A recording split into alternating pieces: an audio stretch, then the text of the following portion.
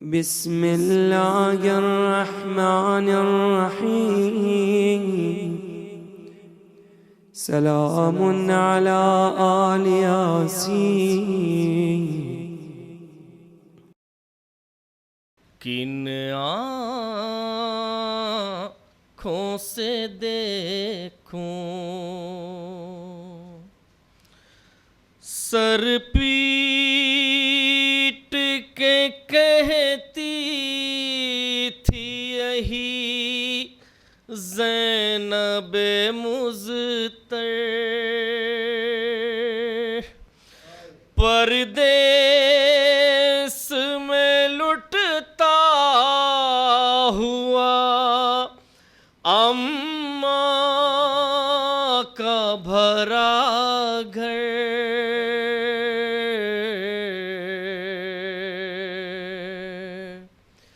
کن آنکھوں سے دیکھوں،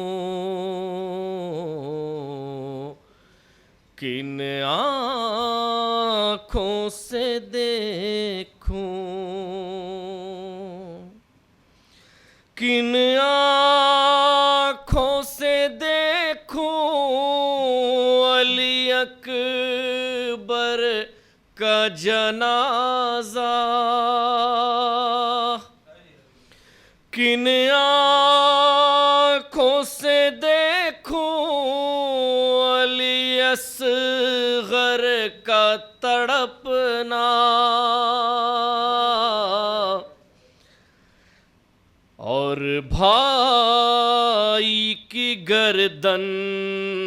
پہ چمکتا ہوا خنجر، کن آنکھوں سے دیکھوں، کن آنکھوں سے دیکھوں میں سکینہ کا تڑپنا، کن آنکھوں سے دیکھوں میں سلگتا ہوا خیمہ، اور سید سجاد کا جلتا ہوا بستر، کن آنکھوں سے دیکھوں، اس دشت بلاخیز میں کوئی نہیں اپنا،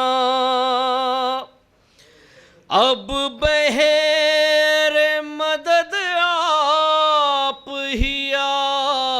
جائیے بابا،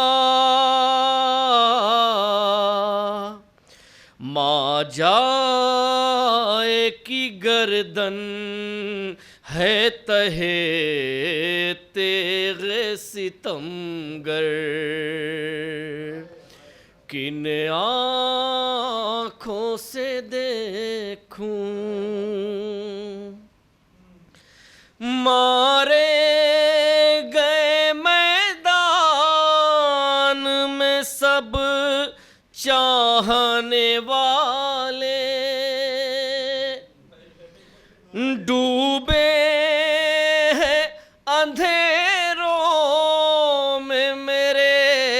گھر کے اجالے، بے گور و کفن دشت میں لاشیں ہیں 72، کن آنکھوں سے دیکھوں،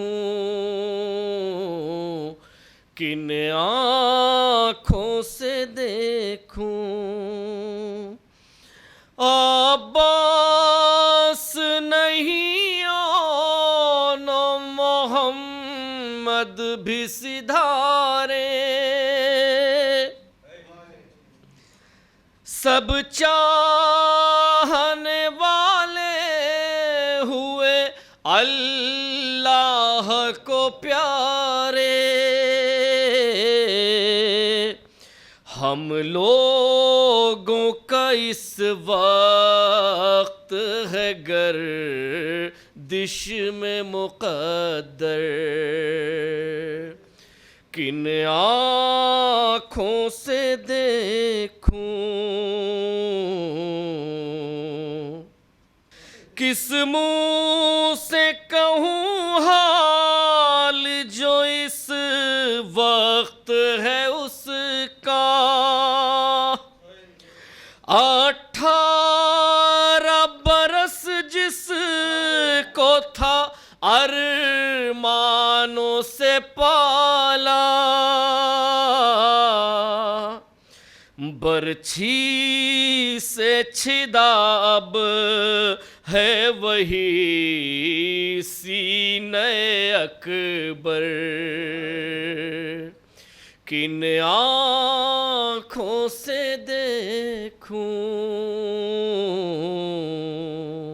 فیاض جو سامان تھا سب لے گئے آدھا، چادر بھی نہیں کس سے کرے چہرے کا پردہ، افسوس کے ناموں سے پیمبر ہیں کھلے سر، کن آنکھوں سے دیکھوں، پردیس میں لٹتا ہوا اماں کا بھرا گھر، کن آنکھوں سے دیکھوں۔ اعوذ باللہ من الشیطان اللعین الرجیم، بسم اللہ الرحمن الرحیم، الحمد للہ الذی ہدانا لہذا وما کنا لنہتدی لولا ان ہدانا اللہ، لقد جاءت رسل ربنا بالحق، الصلاۃ والسلام علی النبی الامی العربی القرشی المکی المدنی البطحی الابتہی التہامی الدافع جیشات الاباطیل والدامغ صولات الازالیل، مولن الحق بالحق ابی القاسم محمد وآلہ الطیبین الطاہرین المعصومین المظلومین الذین اذھب اللہ عنہم الرجس وطہرہم تطہیرا، ولعنۃ اللہ علی اعدائہم اجمعین من الآن الی یوم الدین، اما بعد فقد قال علی علیہ السلام انا اولی الناس بالانبیاء اعلمہم بما جاؤوا بہ، ثم تلا انا اولی الناس بابراہیم علی الذین اتبعوہ وہذا النبی والذین آمنوا واللہ ولی المؤمنین۔ صلوات دیجئے محمد۔ بزرگان محترم و دوستان عزیز، محمدی ٹرسٹ کے زیر اہتمام منعقد ہونے والا یہ عشرہ مجالس جو اس مرتبہ ہدایت ٹی وی، یوٹیوب اور محمدی ٹرسٹ کے فیس بک پیج سے نشر کیا جاتا رہا، ہم گزشتہ 10 دنوں میں عزاداری اور حالات حاضرہ کے موضوع پہ گفتگو کرتے رہے، اور گفتگو کا ذریعہ خدائے فصاحت، مولائے بلاغت، غالب علی کل غالب، مطلوب کل طالب، حضرت علی ابن ابی طالب علیہ الصلاۃ والسلام کی زبان مبارک پر جاری ہونے والے الفاظ رہے جو نہج البلاغہ کی زینت ہیں۔ مسلسل عرض کیا جاتا رہا کہ نہج البلاغہ مولائے کائنات کے کلام کا وہ مجموعہ ہے جسے سید رضی علیہ الرحمہ نے 400 ہجری کے قریب جمع کیا اور اس مجموعے کا نام نہج البلاغہ رکھا۔ نہج البلاغہ میں 238 خطبے ہیں، 180 یعنی 79 خطوط، عہد نامے اور وصیت نامے ہیں، اور تقریباً 500 حکیمانہ اقوال ہیں۔ نہج البلاغہ ادب،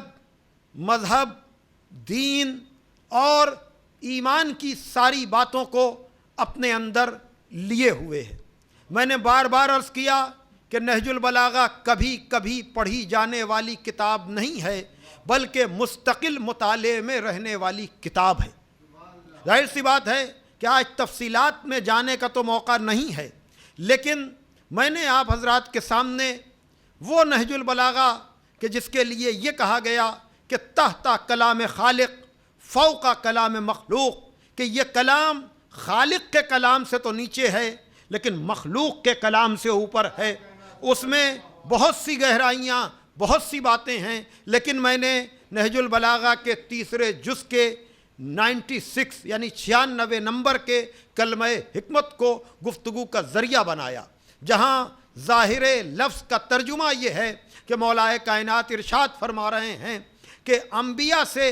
زیادہ قریب وہ لوگ ہیں جو ان کی لائی ہوئی باتوں کا زیادہ علم رکھتے ہیں یا ان کی لائی ہوئی باتوں پر زیادہ عمل کرتے ہیں۔ پھر آپ نے سورہ آل عمران کی 68ویں آیت کی تلاوت فرمائی کہ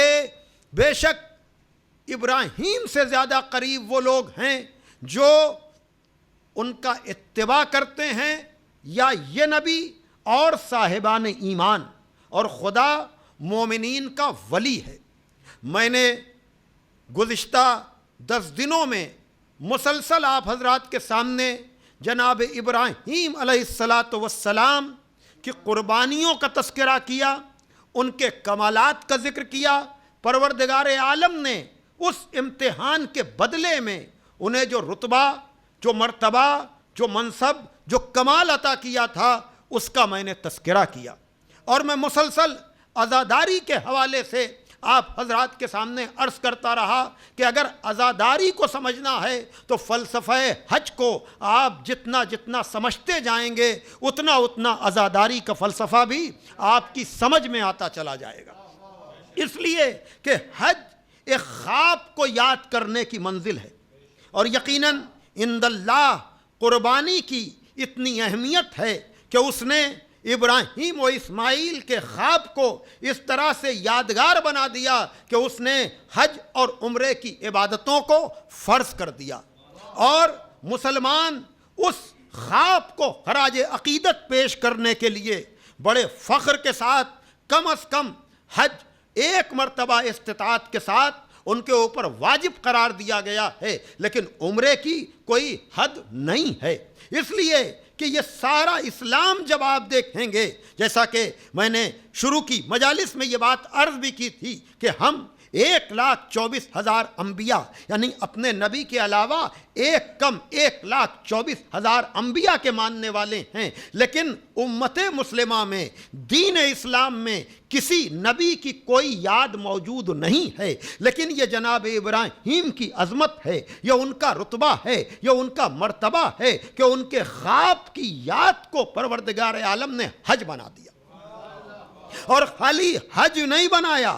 بلکہ جناب ابراہیم کے ہاتھ سے اس نے جو کعبہ بنوایا اس کو قبلہ بنا دیا۔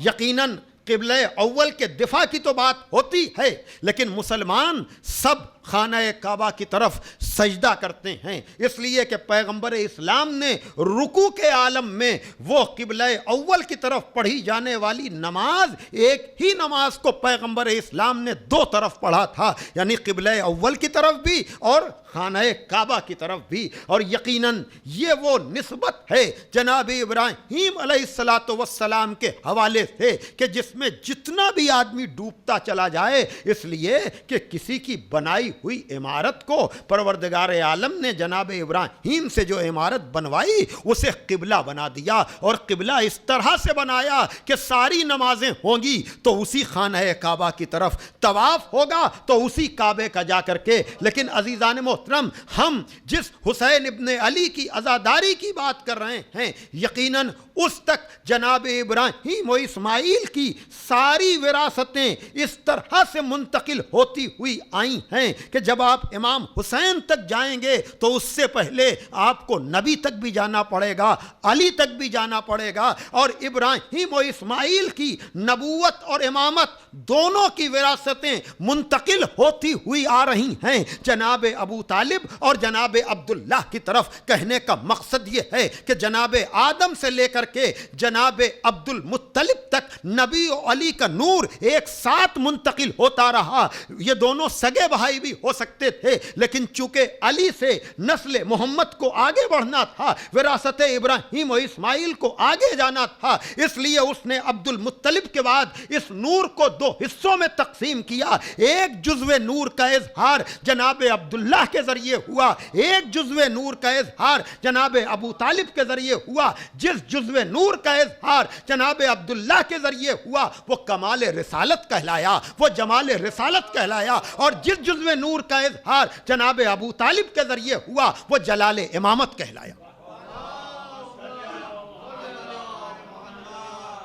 اور ان دونوں کی وراثتیں منتقل ہو گئیں، مولا علی کی وراثت بھی، پیغمبر اسلام کی وراثت بھی امام حسین کی طرف، گویا کہ مولا حسین وراثت نبوت بھی لیے ہوئے ہیں، وراثت امامت بھی لیے ہوئے ہیں۔ اور یہی وجہ ہے کہ جب فضائل کی منزل آتی ہے تو ہم بڑی شان سے کہتے ہیں کہ اگر کسی کو آدم کا علم، نوح کا تقویٰ، ابراہیم کی خلت، موسیٰ کی ہیبت، عیسیٰ کا زہد، یوسف کا جمال، محمد مصطفیٰ کی رسالت کا دار و مدار دیکھنا ہو تو وہ علی کے چہرے کو دیکھ لے۔ ہاں عزیزان محترم، یہ حسین کے باپ کی منزل ہے کہ جہاں انبیاء کی وراثتیں فضیلت کی شکل میں آ رہی ہیں، لیکن اگر حسین ابن علی تک سرکار خاتم النبیین کی وراثت آ رہی ہے، اگر مولا حسین تک مولا علی کی وراثت آ رہی ہے، تو یہ بھی وراثت حسین ابن علی کے پاس آ رہی ہے کہ ہم کہتے ہیں آدم کے وارث تجھ پہ میرا سلام، نوح کے وارث تجھ پہ میرا سلام، موسیٰ کے وارث تجھ پہ میرا سلام، عیسیٰ کے وارث تجھ پہ میرا سلام، موسیٰ اور عیسیٰ کے وارث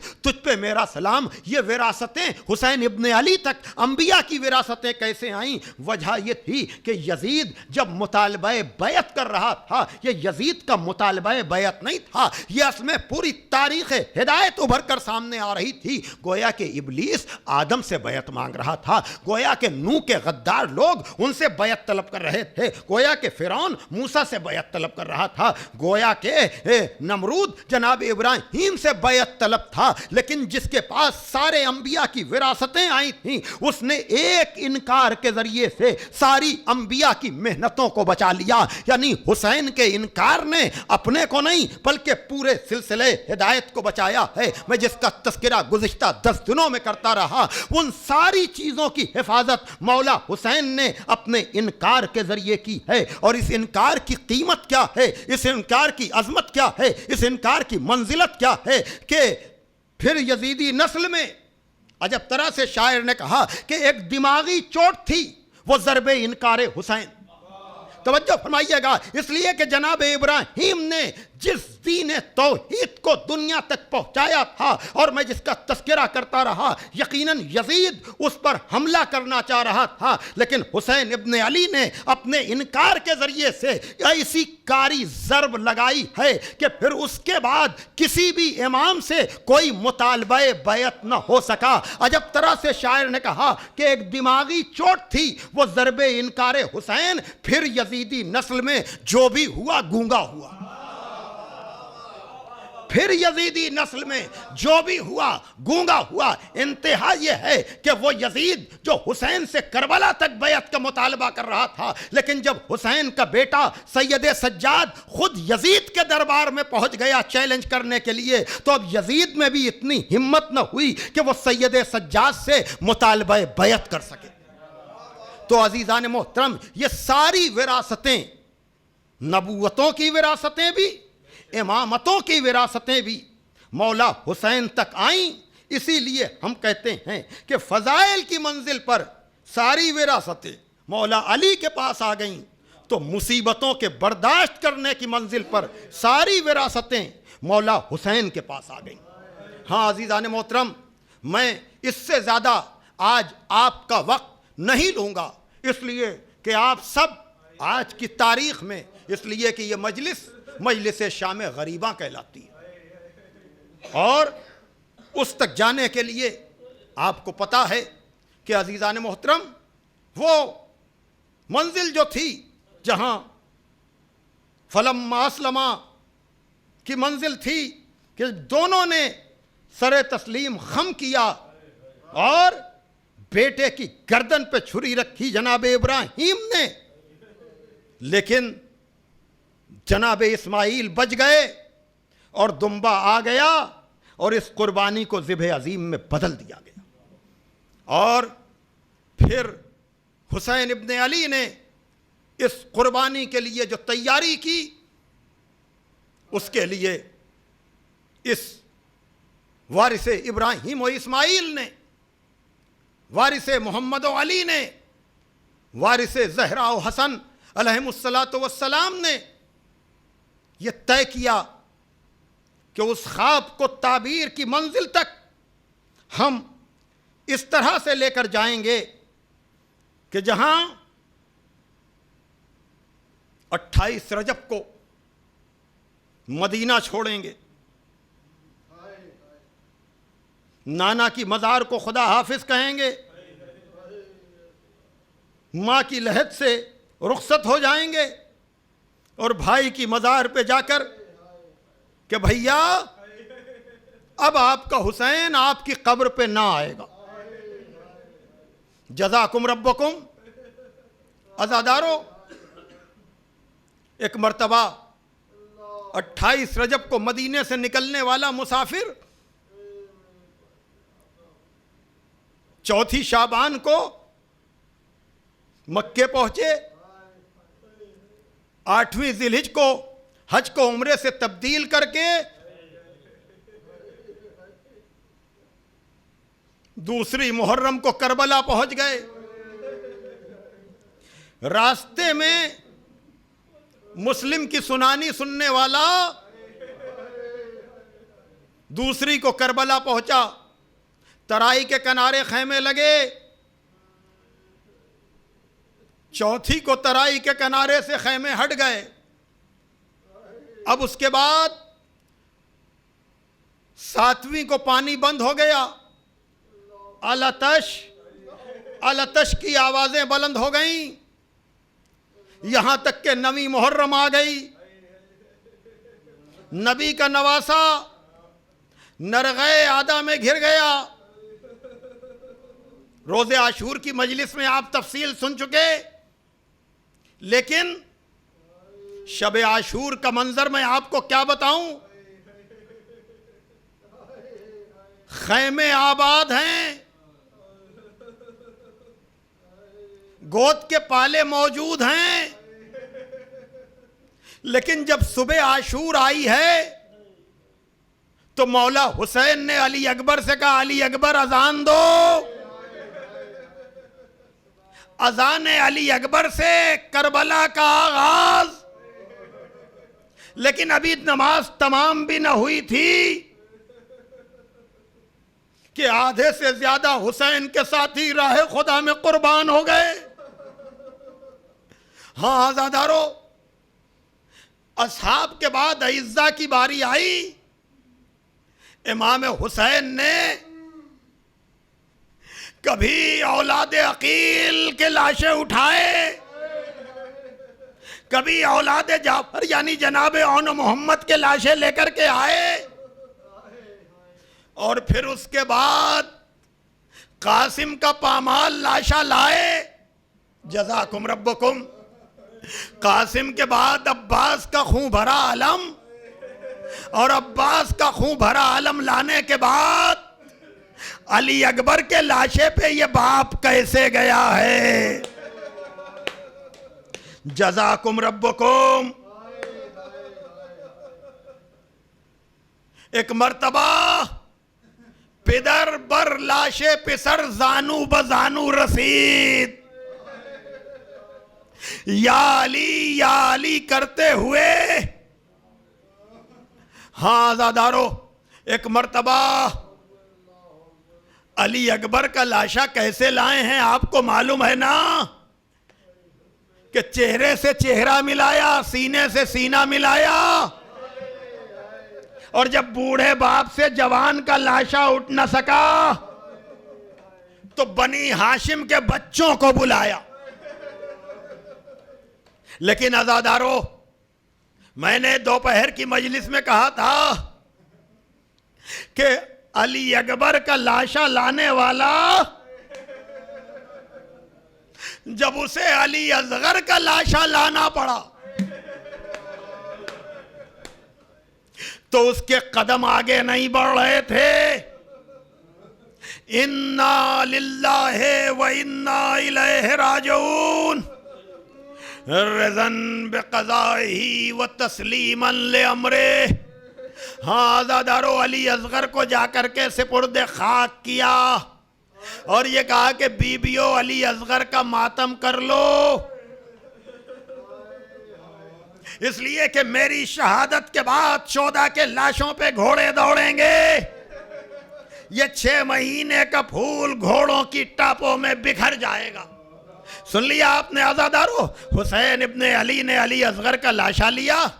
پشت خیمہ پر خیمے کے پیچھے جا کر کے دفن کر دیا۔ سنیے گا، اب اس کے بعد حسین ابن علی در خیمہ پر آئے ہیں اور ایک ایک کو سلام کیا ہے۔ سکینہ، رقیہ، لیلہ،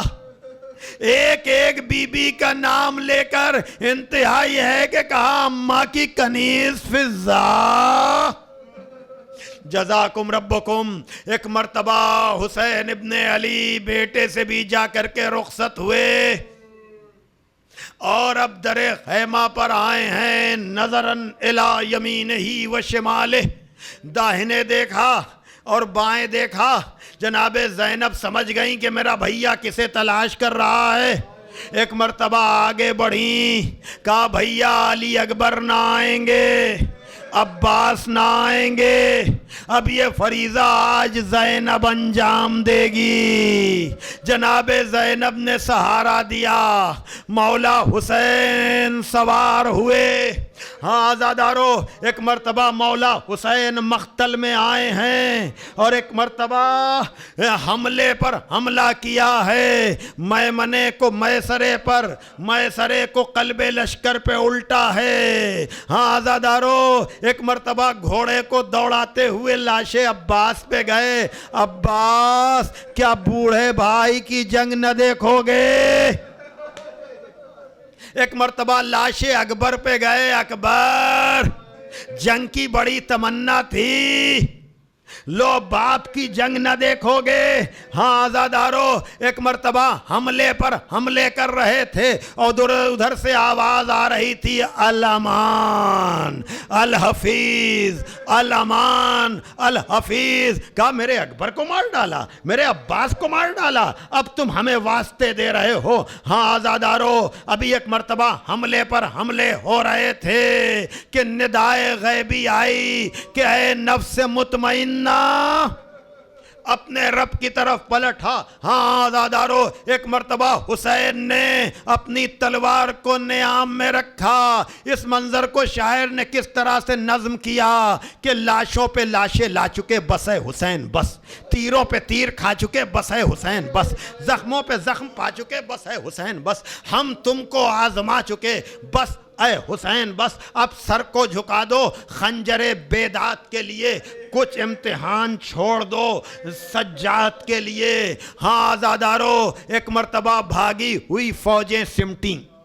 جزاکم ربکم، میں نے گزشتہ مجلسوں میں کسی دن عرض کیا تھا نا کہ اس لیے اسماعیل قربان نہیں ہوئے کہ باپ بھی راضی تھا، بیٹا بھی راضی تھا، لیکن چونکہ ماں کو بے خبر رکھا گیا تھا اس لیے اسماعیل ذبح نہیں ہوئے، دمبا آ گیا، اس لیے کہ ذبح عظیم وہی بن سکتا ہے جہاں رضائے مادر ہو۔ ہاں عزادارو، جناب زہرا نے رضا دے تو دی، لیکن جس ماں نے چکیاں चक्कियां पीस पीस कर पाला था। जज़ाकुम रब्बुकुम। वो माँ क्या करे, वो तो फरियाद कर रही थी ना कि जंगल से आई फातिमा ज़हरा की ये सदा, उम्मत ने मुझको लूट लिया वाह मुसीबता, अब कौन है जो हक़ रफ़ाक़त करे अदा, है ये गहरे ज़ख्म और दो आलम का मुक्तदा, 1900 है ज़ख्म तने चाक चाक पर, ज़ैनब निकल हुसैन तड़पता है खाक पर। जज़ाकुम रब्बुकुम। हाँ आज़ादारों, करीबो दूर से सुनने वाले यकीनन अब अगले बंद को बर्दाश्त न कर पाएंगे आप। ये बंद अल्लामा रशीद तुराबी मरहूम शाम गरीबा की मजलिस में पढ़ा करते थे। हाँ आज़ादारों, कि एक मरतबा भाई की माँ की फरियाद थी, बहन खैमे से बड़ी तेज़ी के साथ तिले ज़ैनबिया की बुलंदी पर आई है और उसने आवाज़ दी है, ओ पिसर साद तू देख रहा है और मेरा माजाया ज़िबहा किया जा रहा है। एक मरतबा जैसे ही यह आवाज़ जनाबे ज़ैनब की इमाम हुसैन के कानों तक गई, यकीनन 1900 ज़ख्म ज़रूर लगे हुए थे, लेकिन बहन के पर्दे का मरहला था। एक मरतबा कोहनियों को टेका, सर को उठाया, कहा ज़ैनब अभी हुसैन जिंदा है, खैमे में चली जाओ। बहन को भाई का हुक्म था, जनाबे ज़ैनब चली गई। लेकिन अज़ादारों में कहता हूँ, भाई के कहने से बहन तो चली गई, लेकिन वो माँ क्या करे जिसने चक्कियाँ पीस पीस कर पाला था। एक मरतबा नबी की बेटी बहन कर रही थी, अय दश्त करबला मेरा बच्चा है बेगुनाह, अय नहरे अलकमा मेरा बच्चा है बेगुनाह, अय अर्ज़ करबला मेरा बच्चा है बेगुनाह, अय दहरे बेवफा मेरा बच्चा है बेगुनाह। घेरा है जालिमों ने मेरे नूरे ऐन को, अय जुल्फ़िकार तुझसे मैं लूंगी हुसैन को। हाँ ज़ादारो, यही वो मरहला था जब एक मरतबा शिमर ने कौन खंजर निकाला, नबी के नवासे अली और ज़हरा के बेटे के गले पर चलाया। समझ गए आप, यही वो मौका था जब से आंधियां चलने लगी, फरात का पानी नेज़ों उछला, मनादी ने निदा दी, अला क़ुतिल हुसैन बे करबला। जज़ाकुम रब्बुकुम। हाँ आज़ादारो, अभी एक मरतबा कहा अपने कमरों को न खोलना, इसलिए कि अरब में जब किसी को हल्का करना होता है तो उसकी लाश पे घोड़े दौड़ाए जाते हैं। एक मरतबा एक एक कबीले वाले निकल कर आते रहे और अपने अपने लाशें उठाते रहे। एक मरतबा जनाबे ज़ैनब दौड़ी हुई सैयदे सज्जाद के पास गई कि मेरे लाल उठो, जिसका वारिस जिंदा होता है उसके लाशे को पामाल नहीं किया जाता। लेकिन जब तक सैयदे सज्जाद उठकर आते, हुसैन इब्ने अली के लाश पे घोड़े दौड़ चुके थे। जज़ाकुम रब्बुकुम। हाँ आज़ादारो, करबला में शाम हो गई, गरीबों की शाम, यतीमों की शाम, बेकसों की शाम। अब एक मरतबा आज़ादारो, आपको अंदाज़ा है ना, मैंने वादा किया था कि मैं जनाबे अली असगर का के मसाइब पढ़ूंगा। वो मंजिल आ गई कि एक मरतबा जब सरों का शुमार हुआ, जज़ाकुम रब्बुकुम, जब सर शुमार किए गए तो देखा कि कटे तो 72 सर थे, ये 71 सर कैसे हैं। हाँ आज़ादारों, मैं ये मसाइब आम तौर से नहीं पढ़ता हूँ, लेकिन जब मैं पहली मरतबा करबला गया और मुझे वहाँ के खुद्दामों ने बताया कि इमाम हुसैन ही की ज़री में अली अकबर भी सो रहे हैं, अली असगर भी सो रहे हैं, तो मैंने कहा अली असगर को तो हुसैन ने खैमे की पुश्त पे दफन किया था, ये अली असगर की कब्र इमाम हुसैन की ज़री में कैसे है। तब मैं ये मसाइब पढ़ता हूँ आज़ादारो कि जब सरों का शुमार हुआ। हाँ आज़ादारो, ये शाम गरीबा के मसाइब की क़यामत है कि एक मरतबा कहा गया जो सबसे छोटा बच्चा था उसका सर नहीं, अब शाम गरीबा में नेज़े चुभो चुभो के एक मरतबा अली असगर जनाब फिज़्ज़ा दौड़ी हुई गई। रबाब अपनी कमाई से होशियार, रबाब अपनी कमाई से होशियार, लेकिन उतनी देर में जितनी देर में जनाबे रबाब पहुंचती, वहां जालिम ने अली असगर का गला اب آپ مجھے بتائیں صاحبان اولاد، اگر آپ کو چھوٹے بچے کو پیار کرنا ہو تو آپ اپنے لبوں کو کہاں رکھتے ہیں؟ رخساروں پر رکھتے ہیں نا، پیشانی پہ رکھتے ہیں نا۔ ہائے بی بی رباب کیا کرے، اس کے بیٹے کا سر تن سے جدا کیا جا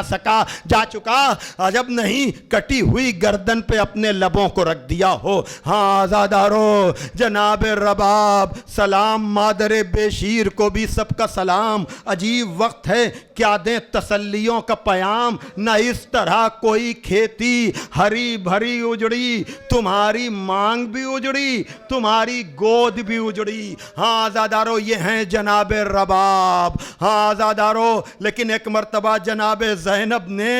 سارے بچوں کو اپنے پاس جمع کیا، لیکن جب شمار کیا دیکھا سب تو ہیں لیکن سکینہ نہیں ہے۔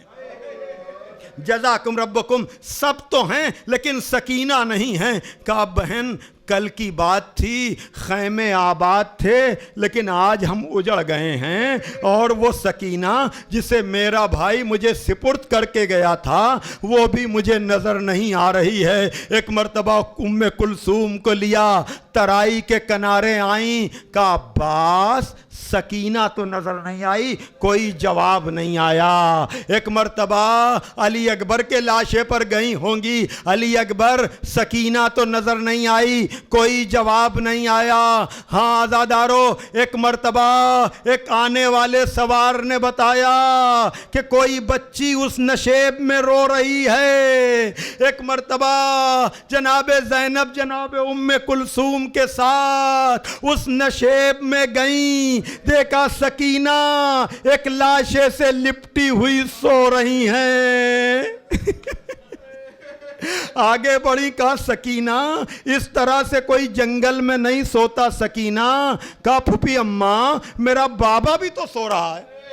میرا بابا بھی تو سو رہا ہے۔ کہا سکینہ تم نے کیسے پہچانا کہ یہ تمہارے بابا کا لاشا ہے؟ اس لیے کہ کسی بھی جسم کو دو طرح سے پہچانا جاتا ہے، یا اس کے سر کے ذریعے پہچانا جاتا ہے یا اس کے لباس کے ذریعے پہچانا جاتا ہے۔ جسم بے لباس ہے اور بدن پہ سر نہیں ہے۔ کہا پھوپھی اماں آپ تو جانتی ہیں کہ مجھے بابا کے سینے پر نیند آتی ہے، جب مجھے نیند آئی مجھے بابا کا سینہ یاد آیا تو میں مقتل کی طرف بابا بابا کرتی ہوئی آئی۔ اس لاش بے سر سے آواز آئی الیہ الیہ سکینہ الیہ۔ ہاں آزادارو، ایک مرتبہ جناب زینب نے کہا سکینہ کوئی اس طرح سے مقتل میں نہیں سویا کرتا۔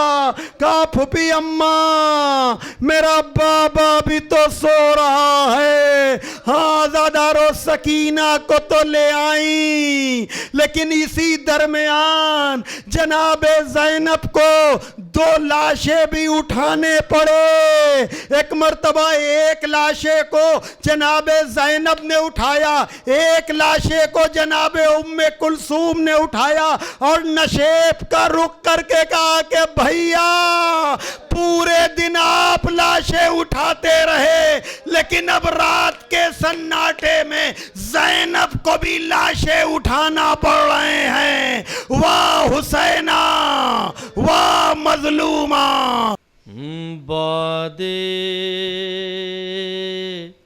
حسین آتی تھی،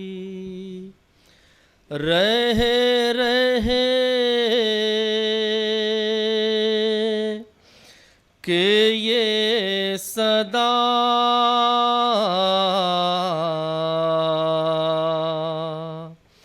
زینب ہائے زینب زینب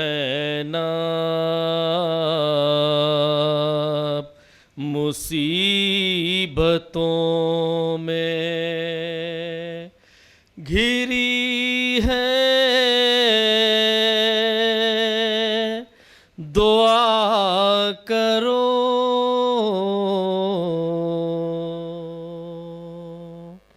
زینب ہائے زینب زینب مصیبتوں میں گھری ہے دعا کرو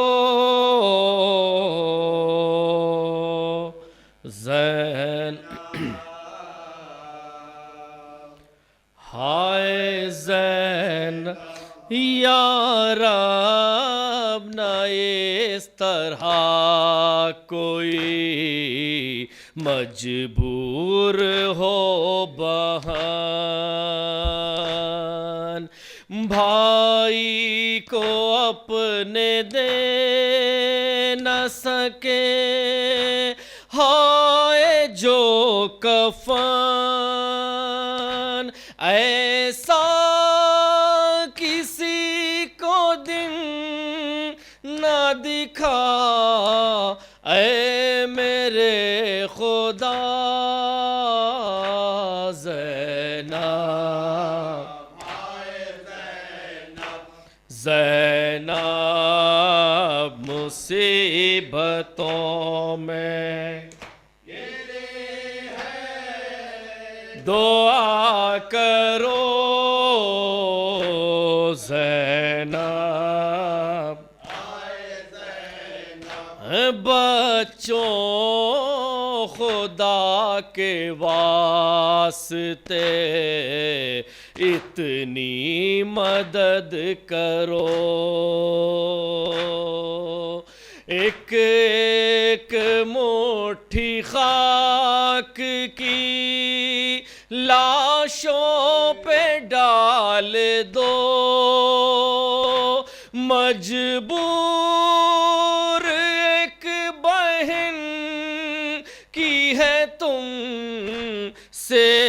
یہ التجا زینب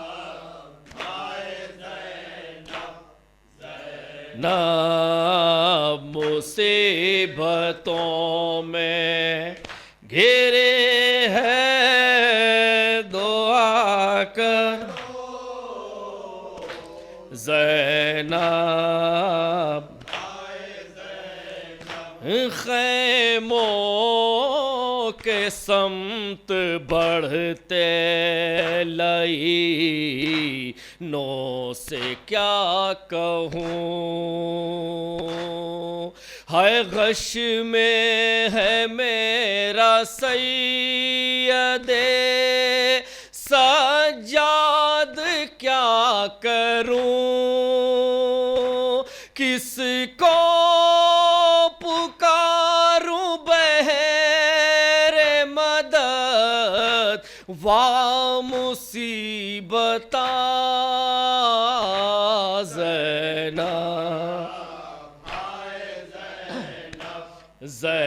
زینب مصیبتوں میں گھرے ہے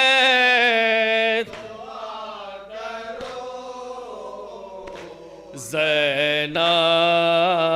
ہائے زین عباس ہے نہ اکبر و قاسم نون ہے رو حبیب ابن مظاہر نہ جون ہے کس کس پہ ایک زینب مضطر کرے بکا زینب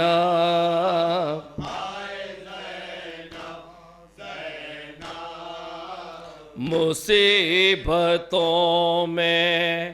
گھرے ہے دعا کرو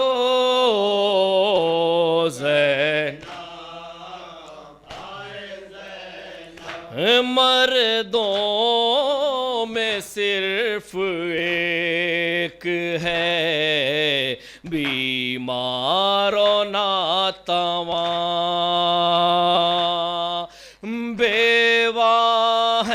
کچھ یتیم ہے کچھ خالی گودیاں بس مختصر یہ رہ گیا کن با رسول کا زینب زینب مصیبتوں میں گھیرے ہیں دعا کرو زینب ہائے زینب وہ کربلا وہ شام غریباں وہ تیرگی وہ زینب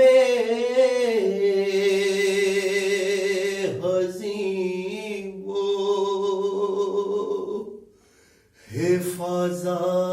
حفاظت خیام کی آیا وہ ایک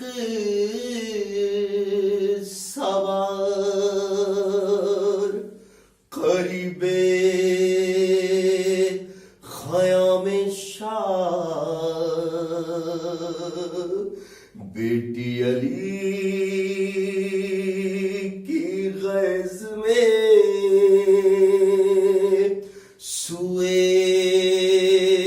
فرض بڑی الٹی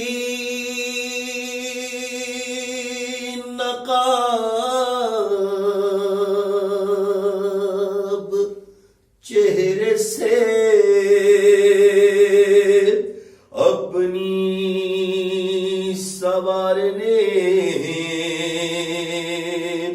پیش نگاہ زینب مظلوم تھے علی ہر چند صابرہ تھی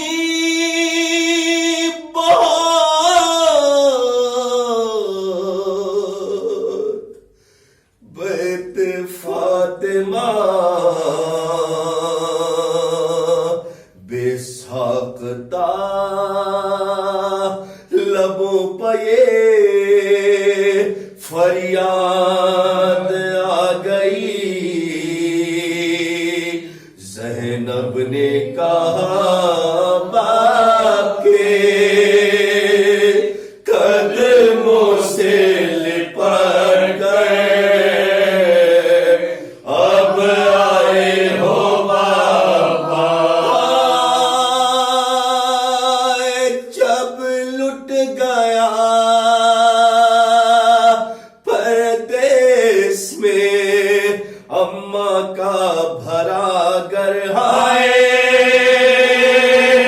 جب لٹ گیا پردیس میں اماں کا بھرا گھر اب آئے ہو بابا اور بابا گرانا ہی تھا خالق کی رضا سے ارے اس وقت نہ آئے جب خاک پہ دم توڑا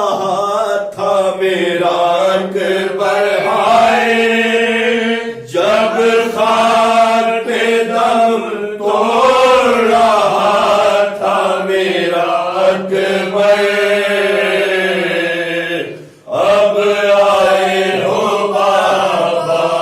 اور جب بالی سکینہ کے کوہے چھیدے گئے لگتے تھے تماچے، حسرت سے مجھے دیکھتی تھی بانوئے مزدہ، حسرت سے مجھے دیکھتی تھی بانوئے مزدہ، اب آئے ہو بابا، اور جب لوگ بچا لے گئے لاشیں شہداء کے، ہر حق اپنا جاتا کہ بس ایک تن شبیر تھا پامالی کی زد پر، ہائے بس ایک تن شبیر تھا پامالی کی زد پر، اب آئے ہو بابا، ایک رات کے مہمان ہے پھر قید سلاسل، ہر اب آنے سے حاصل بازار میں ہوں صبح کو جائیں گے کھلے سر، ہائے بازار میں ہم صبح کو جائیں گے کھلے سر، اب آئے ہو بابا، اور شاہد رخے ہیں در پار بکھر جاتے تھے آنسو، ہر جب کھول کے گیسو کہ چلاتی تھی زینب میرے بابا میری چادر، ہائے چلاتی تھی زینب میرے بابا میری چادر، اب آئے ہو بابا، عام خاک نشینوں پہ سوگواروں کا،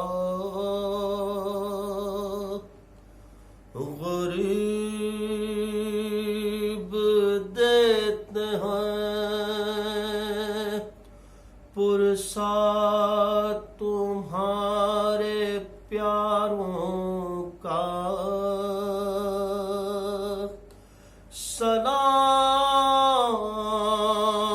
سلام پا جو زحمت کشے سلاسل ہے،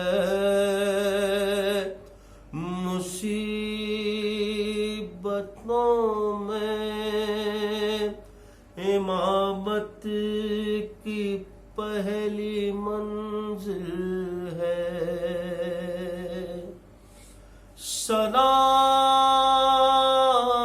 سلام پا جنہیں شرم کھائے جاتی ہے، کھلے سروں پا اسیری کی خاک آتی ہے، سلام بھیجتے ہیں اپنی شاہزادی پر کہ جس کو سونپ گئے مرتے وقت گھر سرور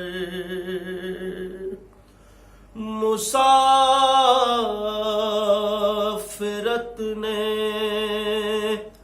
جسے بے بسی یہ دکھلائی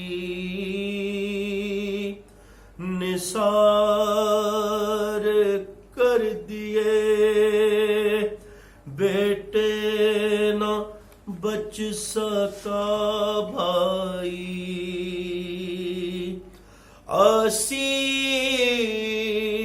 اسیر ہو کے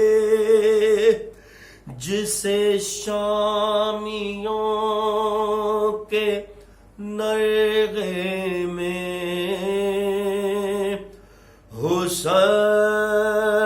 حسینیت ہے سکھانا علی کے لہجے میں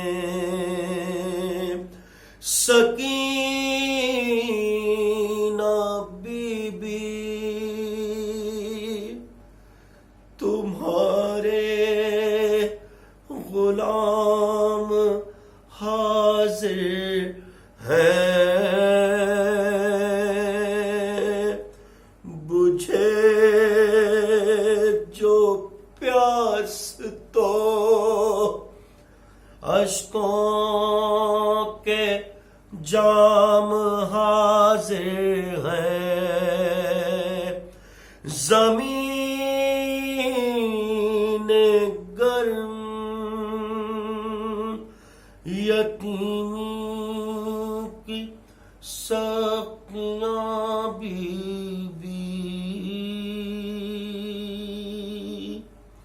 وہ سینہ جس پہ کہ سوتی تھی اب کہاں بی بی یہ سن یہ حشر یہ صدمہ بی بی کہاں پہ بیٹھی ہو خیمے تو جل چکے بی بی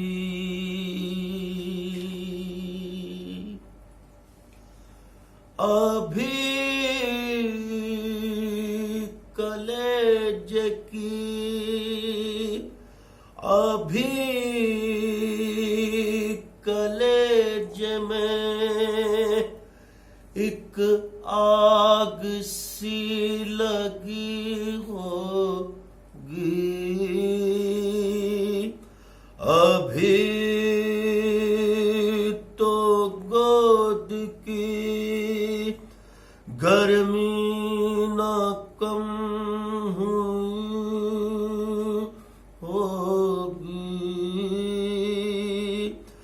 نہ اس طرح کوئی کھیتی ہر بری اجڑی تمہاری مانگ بھی اجڑی ہے گود بھی اجڑی نہیں لائنوں میں انسان کوئی خدا حافظ درند اور یہ بیوارث خدا حافظ